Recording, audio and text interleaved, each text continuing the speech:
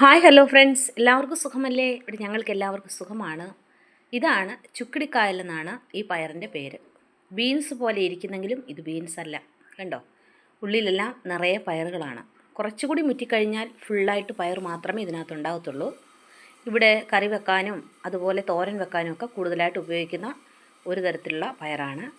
നമ്മൾ പന്തലിട്ട് കൊടുത്താൽ കൂടുതലായിട്ട് പന്തലിങ്ങനെ പടർന്ന് നിറയെ കായ്കൾ പിടിക്കുന്ന ഇതുകൂടിയാണ് ഈ പയർ.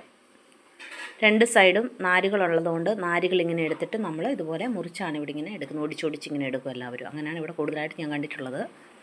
ഇത് ഓരോരുത്തരും ഓരോ രീതികളിലും ഓരോ സ്റ്റൈലിലുമാണ് അവനവന് കറി വെക്കുന്നത്. ഞങ്ങളിന്ന് തോരനാണ് ഇവിടെ വെക്കാൻ പോകുന്നത്. അതിനായിട്ട് ഒരു ചട്ടി അടപ്പി വെക്കുന്നു. അതിലേക്ക് കുറച്ച് എണ്ണ ഒഴിച്ചു, കടുകിട്ടു, ജീരകം ഇട്ടു, ഒരു സവാള കൂടി ഇട്ടു. കാരണം ഇനി ചെറിയുള്ളിക്കൊക്കെ ആണെങ്കിൽ ഞങ്ങൾക്ക് അത്ര ലഭ്യമായിട്ട് ഇവിടെ കിട്ടാറില്ല.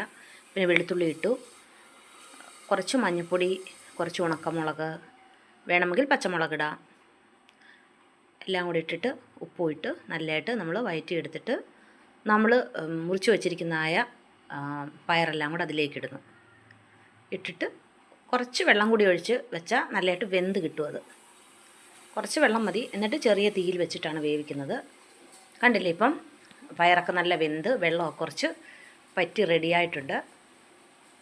ഈ സമയത്ത് ഒരു മുട്ടയോ അല്ലെങ്കിൽ ഒരു 2 മുട്ടയൊക്കെ നമുക്ക് പൊട്ടിച്ചിടാമെങ്കിൽ നല്ലതായിട്ടുണ്ടാവും തോരൻ. ഒന്നും കൂടെ സൂപ്പർ ടേസ്റ്റായിട്ടുണ്ടാവും ഫ്രണ്ട്സ്. ഈ വീഡിയോ നിങ്ങൾക്ക് ഇഷ്ടപ്പെട്ടെങ്കിൽ ലൈക്ക് ചെയ്ത് സബ്സ്ക്രൈബ് ചെയ്ത് കമൻറ്റ്